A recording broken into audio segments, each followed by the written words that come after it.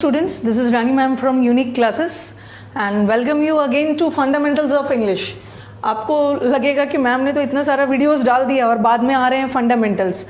No doubt fundamentals बहुत ज़रूरी है, तो आप जब भी वीडियोस देखना पहले फंडामेंटल्स देख लेना, चीज़ें और भी क्लियर हो जाएगी. ऐसे बिना फंडामेंटल्स देखे भी आप पढ़ोगे कोई दिक्कत नहीं होगी. जब मन जहाँ से वीडियोज़ आप पढ़ सकते हो. आ जाओ, फंडामेंटल्स ऑफ इंग्लिश. स्टूडेंट्स को फंडामेंटल्स ऑफ इंग्लिश जानना बहुत ज़रूरी है.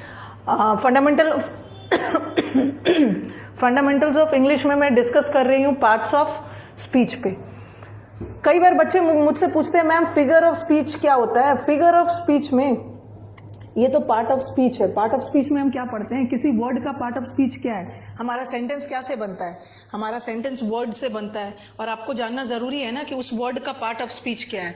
जो हमारा सेंटेंस है, जो वाक्य जिन शब्दों से बना है वो शब्द क्या है. वो शब्द आपका नाउन भी हो सकता है, प्रोनाउन, प्रेपोजिशन, कंजंक्शन, कुछ भी हो सकता है. तो इसको हम बोलते हैं पार्ट ऑफ स्पीच.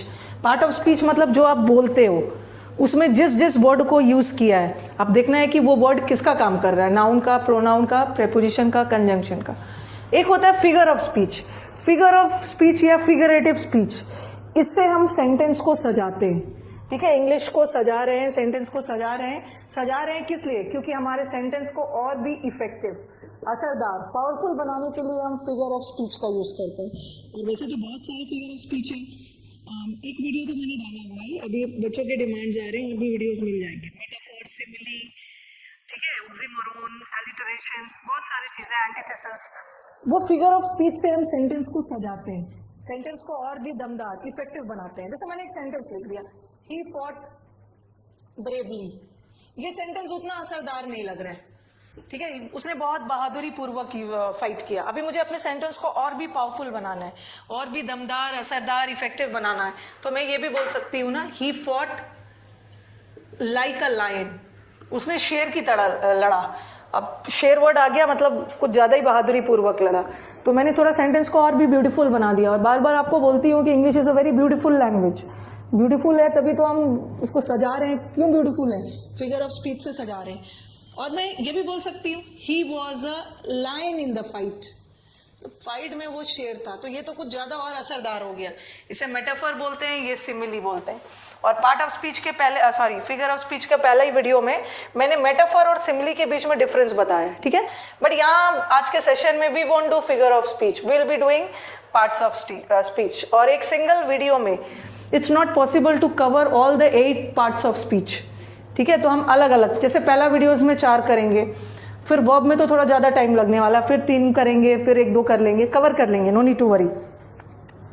तो आज हम हमारे पार्ट ऑफ स्पीच में 8 पार्ट ऑफ स्पीच है. That is noun, pronoun, preposition, conjunction, verb, adjective, adverb and interjection. Okay, आपने इसे जूनियर क्लास में भी नाउन तो पढ़ा ही होगा. लेकिन आप ये सोचो ना, जूनियर क्लास में आपने नाउन तो पढ़ा होगा, बट फिर भी अभी भी बच्चों को दिक्कत हो रही है नाउन, प्रोनाउन, प्रेपोजिशन, कंजंक्शन पहचानने में. नो डाउट स्टैंडर्ड 2-3 से आप पढ़ते आ रहे हो, बट दिक्कत अभी भी क्यों हो रही है, इसलिए क्योंकि वहां पे हमने क्या किया था ना कि सिर्फ यहाँ पे जो हम ग्रामर पढ़ रहे हैं, वहां पे आपने क्या पढ़ा था कि नाउन क्या होता है. जैसे व्हाट आर नाउन, टीचर ने आपको पढ़ाया होगा, और सही पढ़ाया है, क्योंकि टीचर आपको बहुत ज्यादा दिमाग पे आपका जोर नहीं देते हैं उस समय. 3rd-4th में आपका दिमाग छोटा होता है, बट अब तो मैं आपके दिमाग पे पूरा जोर दूंगी, दिमाग बड़ा हो गया है सब. उस समय टीचर आपको नाउन पढ़ाते हैं, ठीक है, जैसी नेसेसिटी होती है वैसे उस अकॉर्डिंग टीचर पढ़ाते हैं. बट ये जो हमारा कॉम्पिटिटिव एग्जाम्स है ना, यहाँ पे हम फंक्शनल ग्रामर पढ़ते हैं, ठीक है. कॉन्सेप्चुअल वगैरह तो सब रहेगा ही, फंक्शनल ग्रामर. जैसे जूनियर क्लासेस में आपने पढ़ा होगा कि नाउन होता क्या है. Nouns are naming words. How many types of nouns are there? 5 types of nouns are there. वो सब पढ़ा होगा. सेंटेंस दे देते थे, उसमें वो वर्ड अंडरलाइन कर देंगे and then they'll tell you कि आइडेंटिफाई करो कि कौन सा वर्ड नाउन है और कौन सा नाउन का कौन सा टाइप है. बट यहाँ तो वो सब आने वाला नहीं. यहाँ हम जो पढ़ रहे हैं that is functional grammar, objective grammar. Noun का ऑब्जेक्टिव, नाउन का उद्देश्य क्या है, नाउन का फंक्शन सेंटेंस में क्या होता है, नाउन का पोजिशन क्या होता है, प्रेपोजिशन का पोजिशन क्या है, वो सब हम पढ़ेंगे, ठीक है. डायरेक्ट मुद्दे पे अटैक करना है. एग्जाम एक ऑब्जेक्टिव अप्रोच से हमें पढ़ना है. अब आ जाओ, नाउन, प्रोनाउन, प्रेपोजिशन हमारे 8 पार्ट ऑफ स्पीच है, बट आज मैं सारा डील नहीं करूंगी. आज मैं आपके साथ 4 डील करूंगी. हाउ टू आइडेंटिफाई, कैसे आइडेंटिफाई करेंगे कि कौन सा वर्ड नाउन है, कौन सा वर्ड प्रेपोजिशन, कौन सा वर्ड प्रेपोजिशन है, कौन सा वर्ड प्रोनाउन है, कौन सा वर्ड कंजंक्शन है, इसको हम बाद में करेंगे, इसलिए अभी मैं इसके बारे में कुछ चर्चा भी नहीं करूँगी। हम इसको करते हैं, आज हम करते हैं नाउन, प्रोनाउन, प्रेपोजिशन और conjunction. How to identify what is the function of noun, noun किसका काम करता है, ठीक है। चलो इसको देखते हैं हम। पहले हम नाउन प्रोनाउन को डील करते हैं, कंपैरिजन में पढ़ोगे।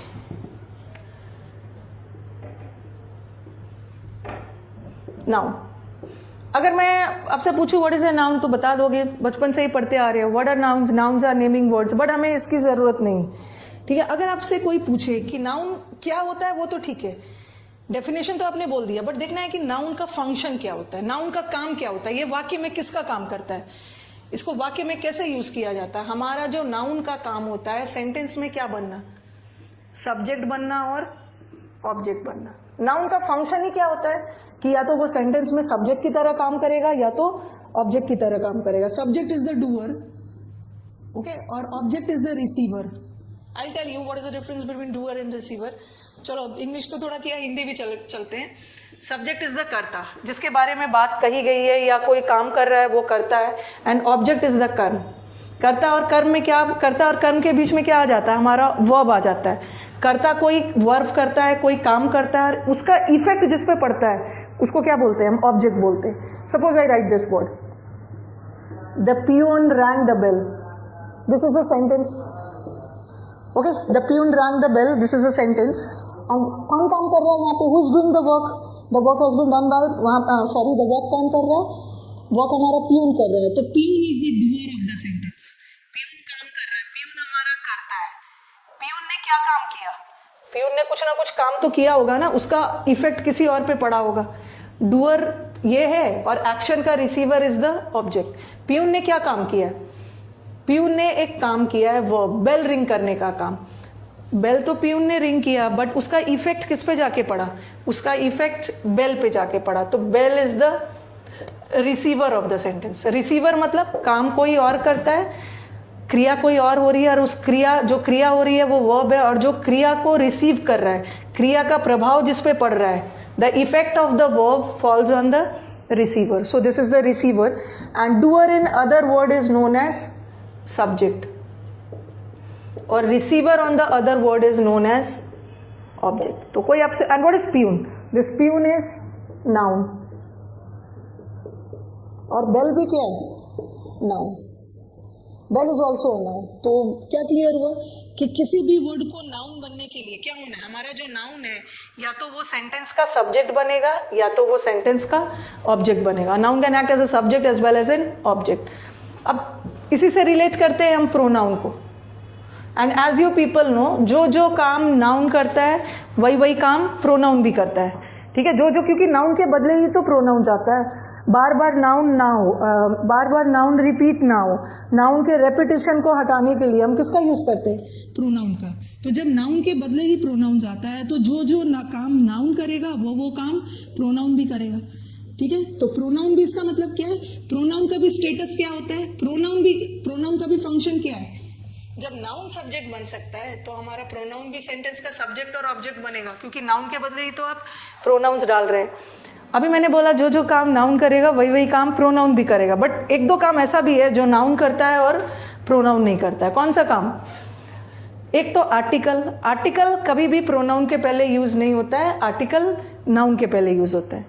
और एक चीज और, हमारा कभी कभी वर्ब नाउन का काम करता है। एक मैं आपको आगे बताऊंगी, एक जीरेंड होता है, ठीक है। जीरेंड भी एक सब्जेक्ट होता है जो नाउन का काम करेगा। जो जीरेंड हमेशा नाउन होगा, बट जीरेंड कभी भी प्रोनाउन नहीं यूज होगा, ठीक है। दो तीन ऐसा कंडीशन है जो नाउन तो कर सकता है, प्रोनाउन नहीं करेगा, बट बाकी सारा चीज जो नाउन करता है वही प्रोनाउन भी करेगा। एक आर्टिकल के साथ नाउन का यूज हो सकता है, बट आर्टिकल के साथ प्रोनाउन नहीं यूज करेंगे। और जीरेंड जो है वो नाउन होता है, बट जीरेंड कभी भी प्रोनाउन नहीं होगा। आगे अभी हम क्लियर करेंगे इसको, ओके। अब देखो, मैं इसी सेंटेंस में, ये पियून है, मैं पियून की जगह लिख दे रही हूं ही, और फिर लिख दिया मैंने रैंग, और फिर बेल नॉन लिविंग थिंग है, इसके लिए लिख दिया मैंने इट, ओके।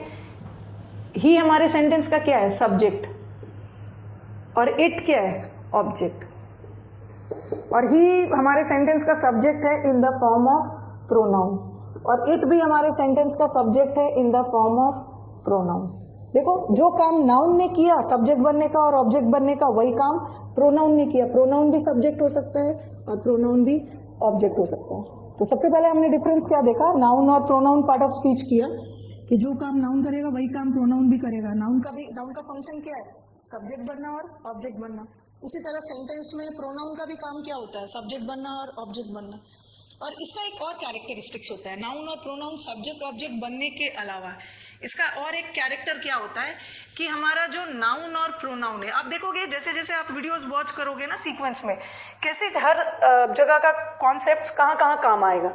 अभी तो मैंने नाउन प्रोनाउन बताया, इसका फंक्शन बताया कैसे यूज किया जाता है, और इसका कैरेक्टरिस्टिक्स क्या है। नाउन का कैरेक्टरिस्टिक्स सब्जेक्ट और ऑब्जेक्ट तो होता है, और नाउन और प्रोनाउन का एक और काम होता है, इसके पास टेंडेंसी होती है सिंगुलर और प्लूरल बनने की। जैसे हमारे ग्रामर में 8 पार्ट ऑफ स्पीच मैंने लिखा था, तो 8 पार्ट ऑफ स्पीच में से बस 3 ही पार्ट ऑफ स्पीच सिंगुलर और प्लूरल बनता है। एक तो वर्ब बनता है, वर्ब का भी सिंगुलर और प्लूरल होता है, और एक नाउन का भी सिंगुलर प्लूरल होता है और प्रोनाउन का भी होता है। जब नाउन का सिंगुलर प्लूरल हो सकता है तो प्रोनाउन का भी हो सकता है। जैसे वर्ब का और नाउन और वर्ब में डिफरेंस क्या है, नाउन में एस लगा के प्लूरल बनाते हैं, बट वर्ब में प्लूरल बनाने के लिए एस हटाते हैं। वो हम सब्जेक्ट वर्ब में मैंने किया भी है। नाउन का सिंगुलर प्लूरल होगा, जैसे राम का प्लूरल और नाउन में भी ध्यान रखना है कि नाउन का प्लूरल बनता है, बट 5 नाउन में से सबका प्लूरल नहीं बनता है। हमारे 5 टाइप्स ऑफ नाउन्स है ना, proper noun, common noun, abstract, ठीक है, collective noun, material noun. 5 noun में से प्लूरल सिर्फ 2 ही का बनता है, एक कलेक्टिव का और दूसरा कॉमन का। जैसे मैंने बॉय लिखा, बॉय का प्लूरल आपने बॉयज कर दिया, तो नाउन का सिंगुलर प्लूरल बनता है। उसी तरह प्रोनाउन का भी बनता है, ही का क्या बना दोगे, दे, आई का वी बना सकते हो, ठीक है, शी का भी दे बन गया। यू तो सिंगुलर प्लूरल दोनों होता है। तो नाउन और प्रोनाउन का एक और काम होता है, इसका कैरेक्टरिस्टिक सिंगुलर और प्लूरल बनना, ठीक है। पहले तो मैं पूरा आपको फंडामेंटल्स करवा दूंगी, उसके बाद I will give you certain sentences जहां पे आप आइडेंटिफाई करोगे, ठीक है, कहाँ नाउन है कहाँ वर्ब है। पहले तो कॉन्सेप्ट क्लियर कर लेना। आई थिंक आपको नाउन और प्रोनाउन का कॉन्सेप्ट क्लियर हो गया हो। Okay, now let us move to conjunction and preposition. और एक चीज और आपको ध्यान रखना है कि मैंने आपको बोला, थोड़ा सा जीरेंड इन्फिनेटिव वाला भी आप वीडियो देख सकते हो। मैंने आपको बोला कि किसी भी वर्ड को सब्जेक्ट बनने या ऑब्जेक्ट बनने के लिए क्या होना है, नाउन।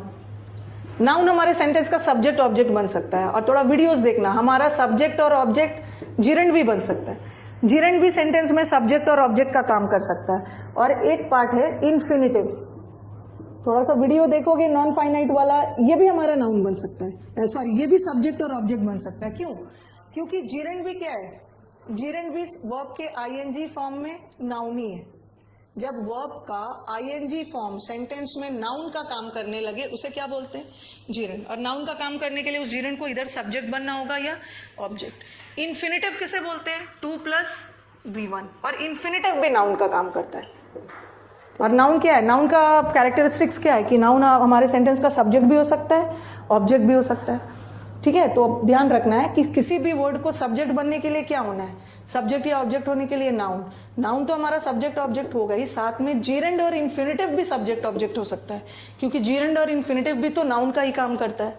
जैसे ये देखो, मैंने लिखा ही इंजॉयज स्विमिंग, और फिर लिखा मैंने swimming is good for health. इस सेंटेंस का सब्जेक्ट क्या है, इस नीचे वाले सेंटेंस का सब्जेक्ट है स्विमिंग, ठीक है। और यहां का हमारा जो ऑब्जेक्ट है वो भी है स्विमिंग। और ये स्विमिंग क्या है, हमारे सेंटेंस का सब्जेक्ट, लेकिन ये आईएनजी फॉर्म में है, तो ये क्या है, जीरेंड। तो जीरेंड भी सेंटेंस का सब्जेक्ट बन सकता है, क्योंकि जीरेंड भी तो नाउन ही होता है। जीरेंड भी हमारे सेंटेंस का ऑब्जेक्ट बन सकता है, क्योंकि जीरेंड भी नाउन ही होता है, बट डिफरेंस क्या है कि ये आईएनजी फॉर्म में। उसी तरह इन्फिनिटिव ले लो, ही लाइक्स टू स्विम,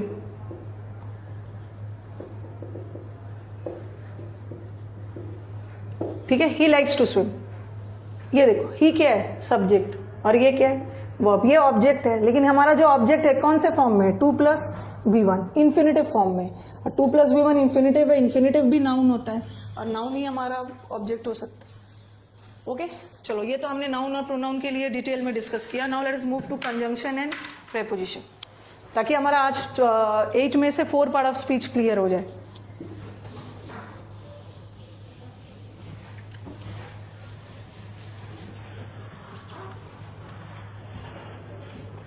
अब आ जाओ, इसको थोड़ा सा हम कंपैरिजन में पढ़ेंगे so that your task becomes easier. Preposition and conjunction, और प्रेपोजिशन का नाम ही है, इसको अगर तोड़ते हो ना तो ये क्या निकलता है, प्री प्लस पोजिशन। पोजिशन मतलब स्थान और प्री मतलब पहले। इसका मतलब है इसका स्थान पहले होता होगा, किसके पहले, नाउन या प्रोनाउन के पहले। तो prepositions are used, preposition is used, it is used before.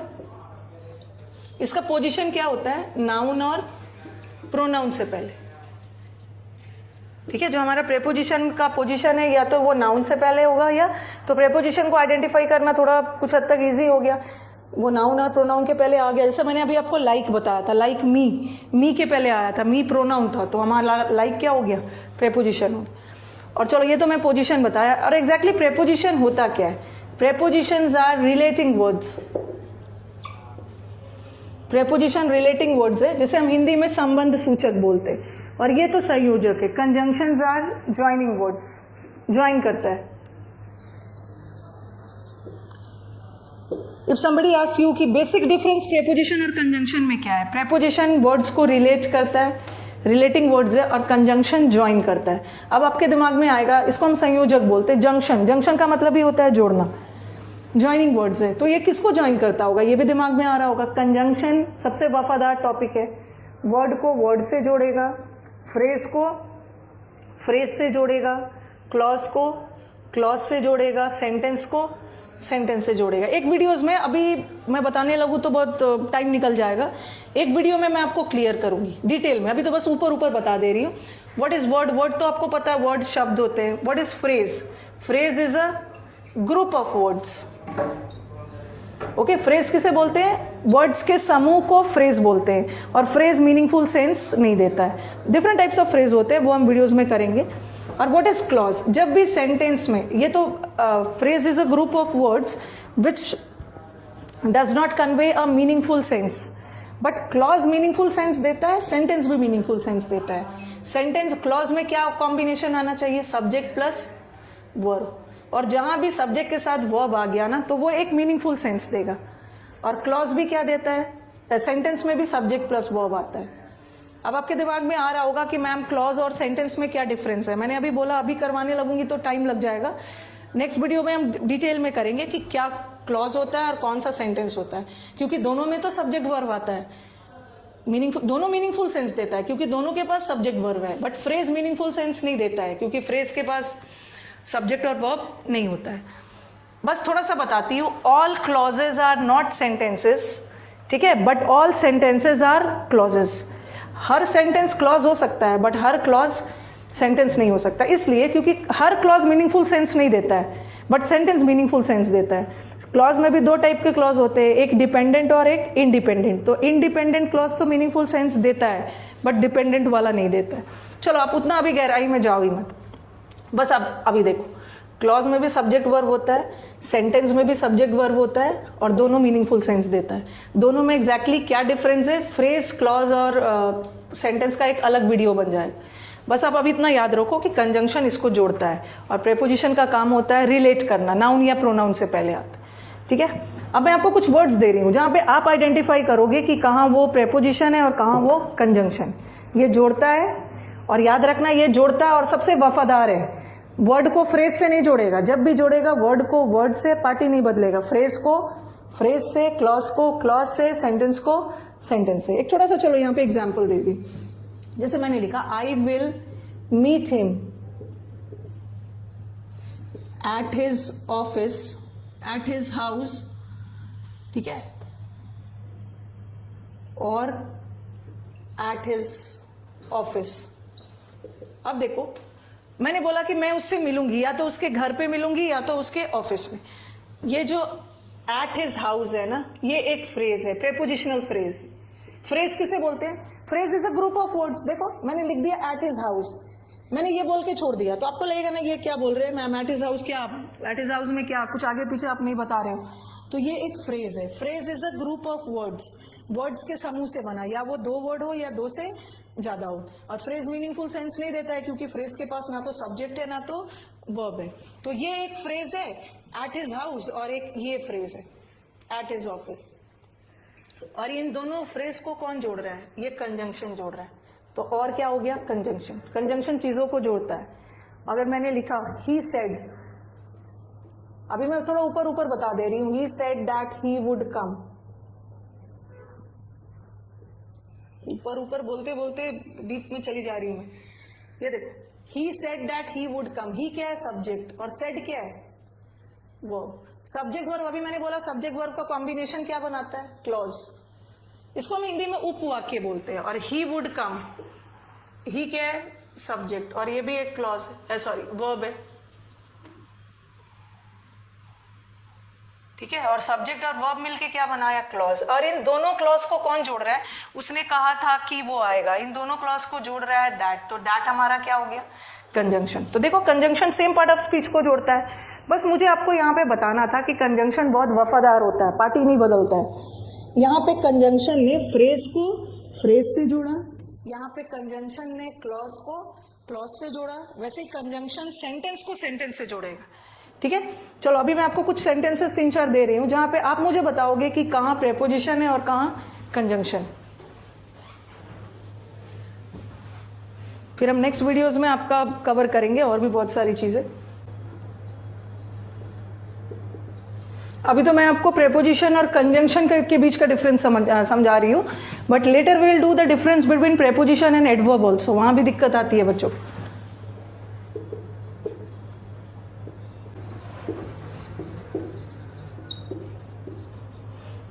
Because a single word in a sentence can act as a preposition also, as a conjunction also. एक single word preposition का भी काम कर सकता है, conjunction का भी। वो तो आपको डिसाइड करना है कि सेंटेंस में उसका फंक्शन क्या है। फंक्शन के अकॉर्डिंग हम अपना पार्ट ऑफ स्पीच जो है नाम देते हैं। नाउन है, एडवर्ब है, एडजेक्टिव है। The dog ran after the cat. देखो मैंने यहाँ भी आफ्टर यूज किया है, ठीक है, और यहाँ भी आफ्टर यूज किया है, यहाँ भी सिंस यूज किया है, यहाँ भी सिंस है, और यहाँ भी फॉर है। सिंस प्रेपोजिशन भी हो सकता है, सिंस कंजंक्शन भी हो सकता है। Again after preposition conjunction same use हो सकता है। अभी तो मैंने आपको प्रेपोजिशन और कंजंक्शन के बीच का डिफरेंस बताया। होपफुली आप पता कर पाओगे कहाँ प्रेपोजिशन है और कहाँ कंजंक्शन है। देखो, the dog ran after the cat. ये आफ्टर किसके पहले लगा है? कैट के पहले। और कैट क्या है? नाउन है, और नाउन के पहले लग रहा है, तो ये क्या है? प्रेपोजिशन है। यहाँ का आफ्टर क्या है? प्रेपोजिशन, क्योंकि प्रेपोजिशन का पोजिशन ही होता है नाउन से पहले। और इसी नाउन या प्रोनाउन के बाद कोई वर्ब आ गया ना, तो वो तो क्लॉज बन जाएगा। ये देखो, he came after I had left. जब मैं जा चुका था उसके बाद वो आया। अब देखो यहाँ, ये ही क्या है? सब्जेक्ट। ये अकेला प्रेपोजिशन, जैसे मैंने बोला कि प्रेपोजिशन किसके साथ आता है? नाउन या प्रोनाउन के साथ। तो यहाँ तो प्रोनाउन है। आपके दिमाग में आएगा कि मैम यहाँ तो प्रोनाउन है, बट अकेला प्रोनाउन नहीं है ना, साथ में वर्ब भी तो है। और सब्जेक्ट और वर्ब मिलके क्या बना रहा है? सब्जेक्ट और वर्ब मिलके क्लॉज बना रहा है। और प्रेपोजिशन कभी भी क्लॉज को नहीं जोड़ता है, कंजंक्शन क्लॉज को जोड़ता है। तो यहाँ का आफ्टर किसका काम कर रहा है? यहाँ का after is acting as a conjunction. Why? और अभी मैंने बोला कंजंक्शन पार्टी नहीं बदलता है, तो कंजंक्शन जोड़ रहा है। ही क्या है? सब्जेक्ट। केम क्या है? क्लॉज। सॉरी, केम क्या है? वर्ब। और सब्जेक्ट और वर्ब मिलके क्या बनाता है? क्लॉज। यहाँ एक क्लॉज है, यहाँ एक क्लॉज है, और ये दोनों क्लॉज को कौन जोड़ा है? आफ्टर। तो यहाँ का आफ्टर कंजंक्शन है, but after over here was acting as a noun के पहले यूज है preposition. I have not met him since January. मैं उससे जनवरी से नहीं मिला। अब देखो पोजीशन, देखो वर्ड के पोजीशन से भी डिसाइड कर सकते हो कि वो है क्या। जनवरी हमारा नाउन है, और नाउन के पहले इसका पोजीशन है, इसका मतलब ये क्या है? प्रेपोजिशन। अब यहाँ पे यहाँ का सिंस प्रेपोजिशन। नेक्स्ट देखो, I have not met him since he left. जब से वो गया तब से मैं उससे नहीं मिला। यहाँ देखो सिंस, ये क्या हमारा? ही सब्जेक्ट है और लेफ्ट वर्ब है। और जब सब्जेक्ट वर्ब का कॉम्बिनेशन आए, दैट इज अ क्लॉज। और क्लॉज के साथ क्लॉज और क्लॉज को जोड़ने का काम कंजंक्शन करेगा। तो since over here is acting as a preposition. In the next sentence since over here is acting as a conjunction. Again he died for his country, अपने कंट्री के लिए डाइड हो गया। हिज कंट्री, यहाँ का सब ये हिज नहीं देखेंगे, कंट्री देखेंगे, ठीक है। कंट्री, वो हिज के लिए नहीं मरा, कंट्री के लिए, और कंट्री नाउन है और नाउन के पहले लगा है, इसका मतलब है preposition. He could not come for he was ill, हम फॉर से रीजन भी बताते हैं, चूंकि वो नहीं आया क्योंकि वो बीमार, ठीक है। फॉर से हम रीजन भी बताते हैं। ही सब्जेक्ट है और ये वर्ब है, और सब्जेक्ट वर्ब मिलके क्या बना रहा है, क्लॉज, और क्लॉज को क्लॉज, ही यहाँ भी ही सब्जेक्ट है, कुड नॉट कम वर्ब है, सब्जेक्ट वर्ब का कॉम्बिनेशन आया क्लॉज, क्लॉज ने क्लॉज को जोड़ा, वेयर इज कंजंक्शन। ओके, तो I have tried my best कि आपको फंडामेंटल्स में क्लियर कर दूं वर्ड का part of speech, so that आगे आपको दिक्कत नहीं।